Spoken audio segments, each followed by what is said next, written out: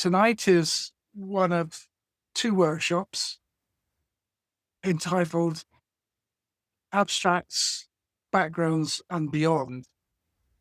This first one is more technical than the second one, I think, although the second one is where you get your hands messy. So by inverting, what I'm doing is I'm taking the dark tones, making them light. So I'm taking the light tones and making them dark, and I'm reversing the colors. And when you do that with this one, blue sky has suddenly gone brown. But how attractive is it? Are you going to use it in a competition? Probably not, but it's more interesting than it was in the first place.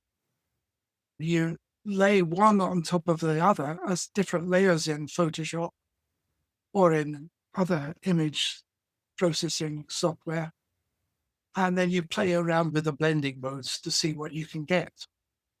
And it's just combining two inverted images and getting things that are really quite graphic and really quite simple and very striking in some ways.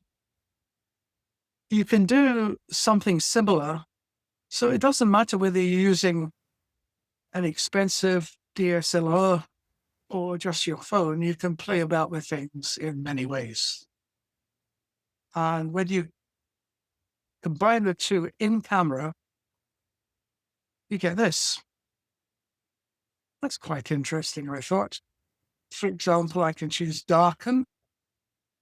It chooses a darker pixels. Multiply, which multiplies them together. Color burn, linear burn, darker color. I can choose lighten, which selects the lighter pixels. Screen, which is an exaggerated effect similar to lighten, and so on. I can change the colors around. I can go image, adjustments, and hue and saturation. We've seen that already. And you can just take the slider and change it to get different colors. You might want it a bit warmer.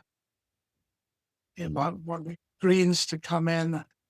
You might want to push up the greens, the saturation. You might not. You might want to turn them down. Whatever you want. There are millions of ways you can combine these. And when I was preparing for this talk, I found myself not able to reproduce images that I'd had some success with earlier on. I quite often buy on eBay old legal documents from the 1850s, 1860s, which are written in wonderful copperplate script. Usually you pay about £5 for one. And you can just photograph the writing.